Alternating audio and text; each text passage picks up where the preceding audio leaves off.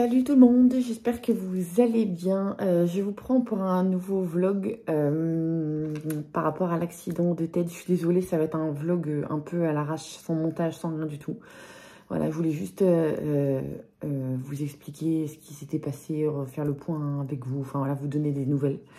Pour commencer, je voulais m'excuser auprès des personnes qui ont été choquées par le dernier vlog, à savoir que... C'est vrai que vous avez raison, ça fait bizarre de se dire on regarde le vlog et au moment où on finit le vlog, Teddy est en train d'avoir son accident. Et oui, c'est vrai que j'avais pas, voilà, je l'avais pas perçu comme ça, mais oui, c'est vrai, surtout que voilà, comme moi et beaucoup d'autres l'avaient remarqué, Teddy voulait pas y aller. Donc moi je reste persuadée qu'il avait un pressentiment, bref. Et entre ça, plus le fait que moi je crois entendre le camion revenir, bref.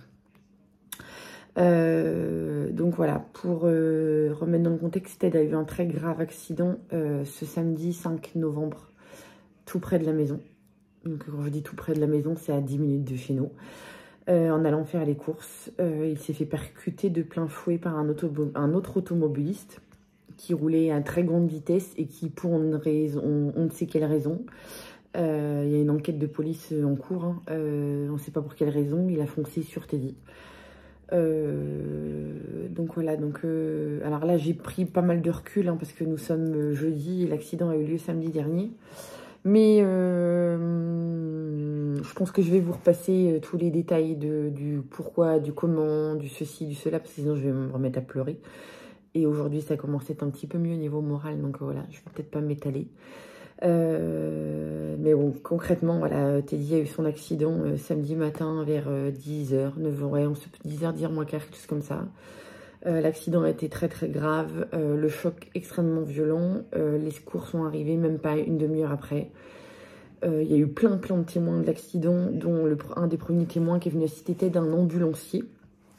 Donc ça a beaucoup aidé Ted aussi. Ted n'a pas perdu connaissance, rien du tout, mais voilà.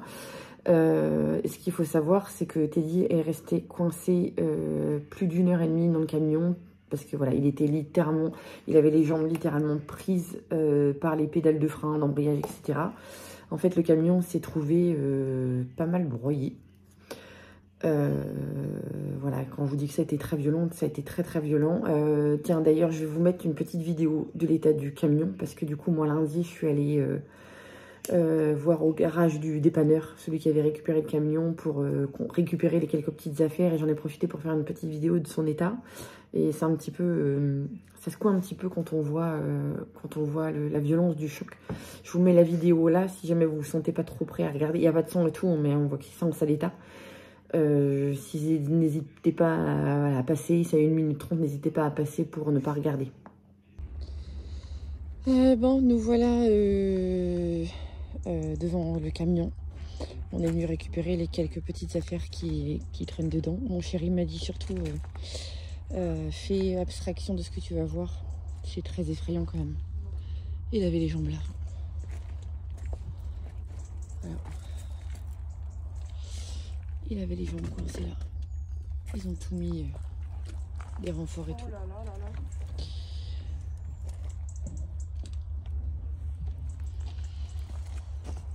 C'est chaud.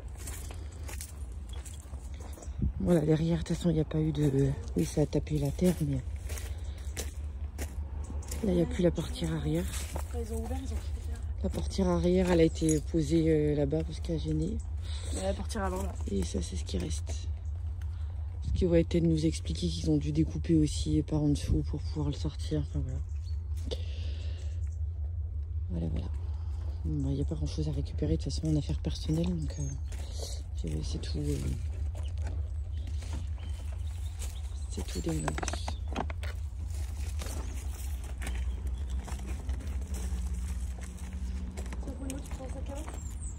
Oui.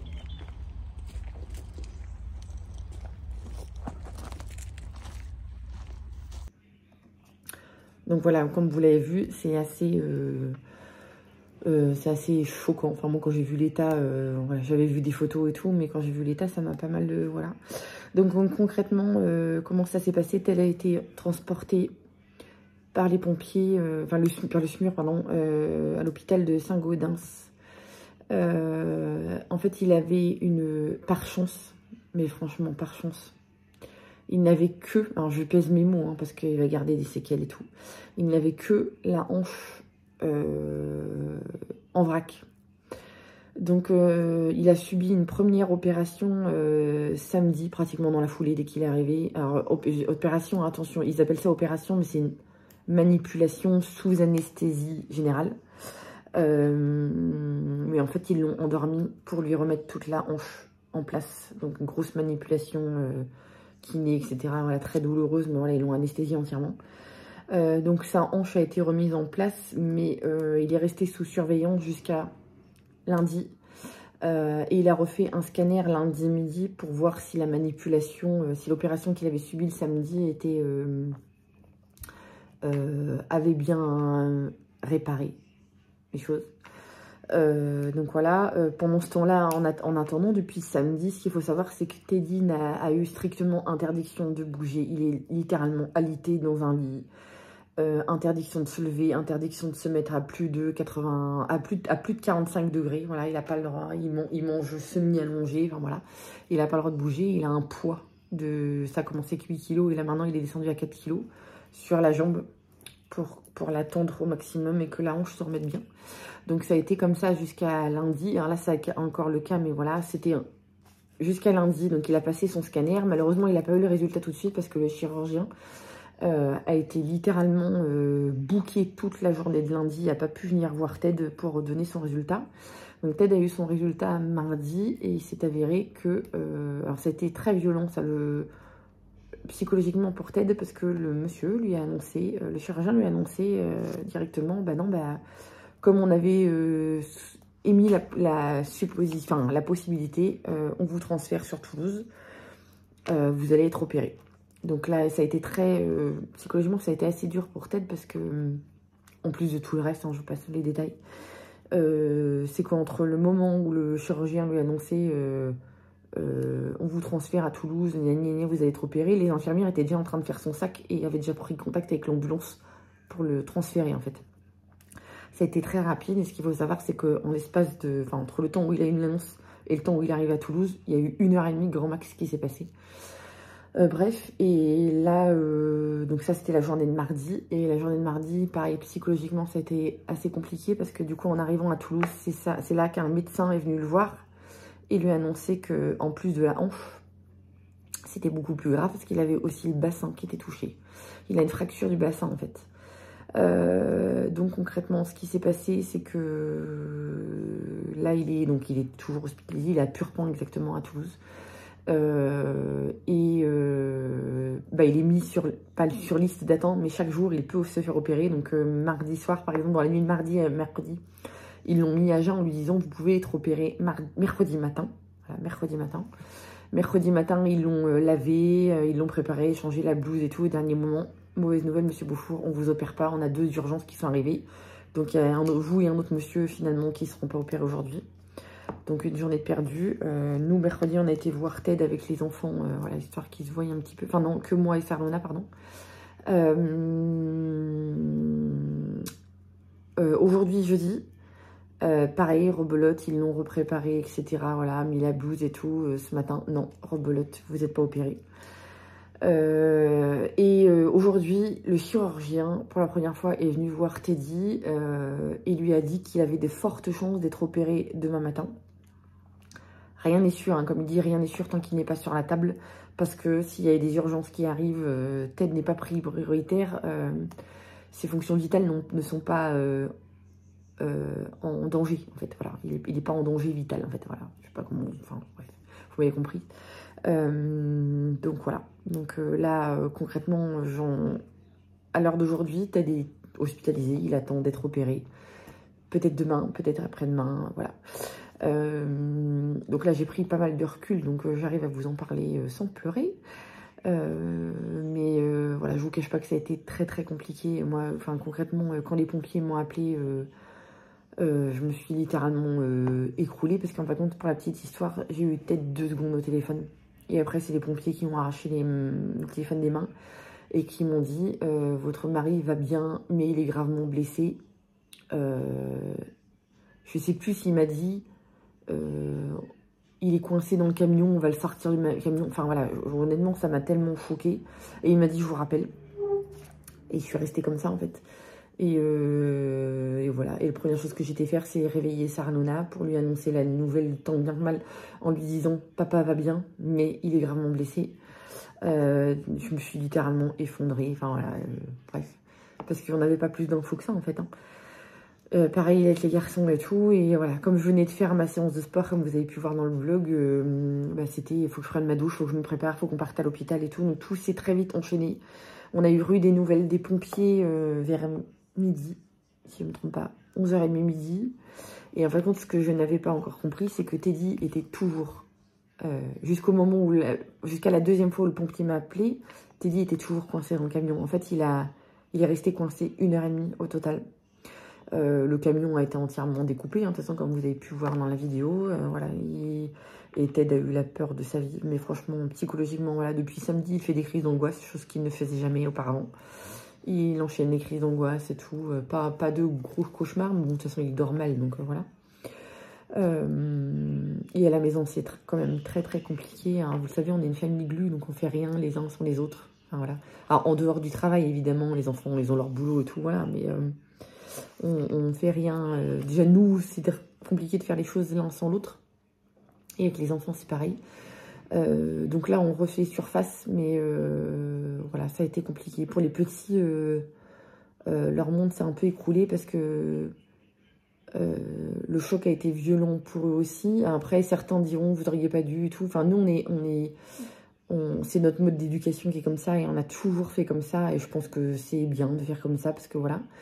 On n'a rien caché aux petits.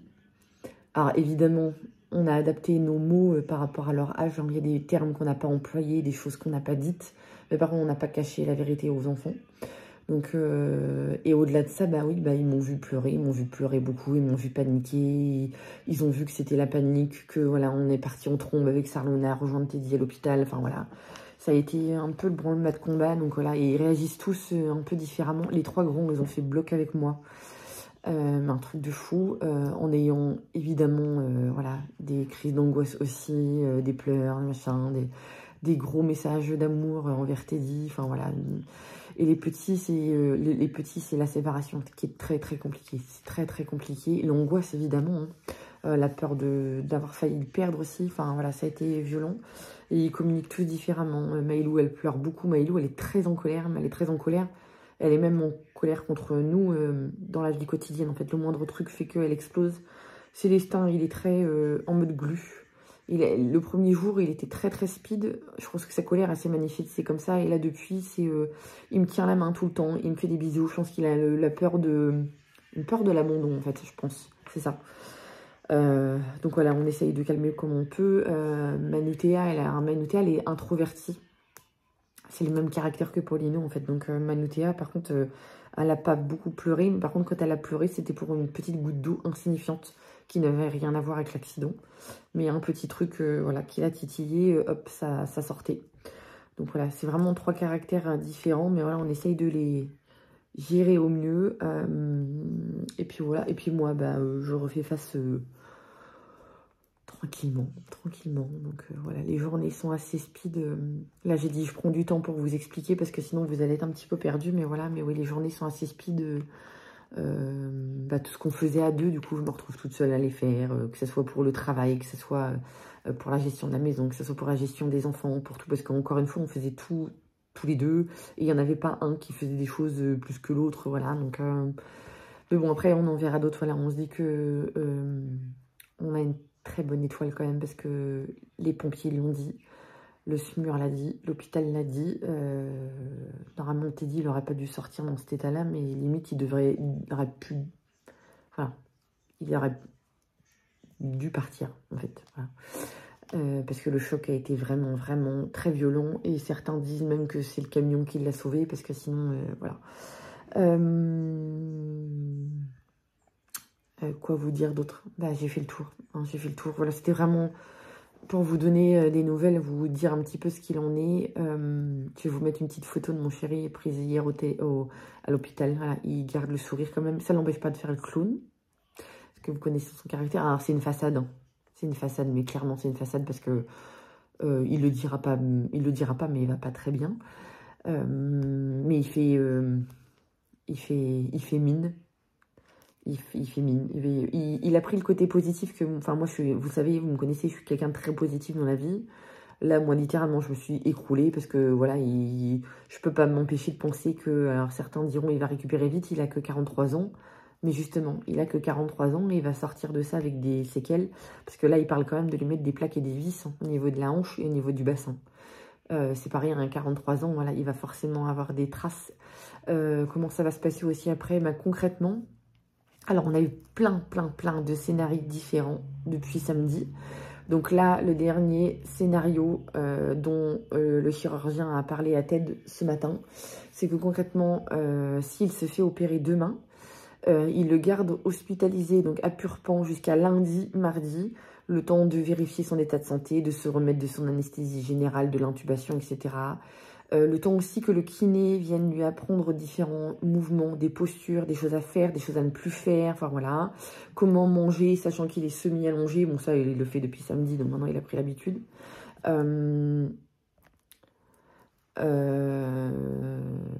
Comment manger semi-allongé, mais bon, ça, depuis le samedi, maintenant, il sait très bien comment il faut faire. Comment se positionner aussi pour prendre sa douche sans risquer de se blesser, aller aux toilettes, pareil. Voilà, tous les gestes du quotidien. Et contrairement à tous les scénarios qui avaient été donnés depuis le début, là, il rentrerait à la maison.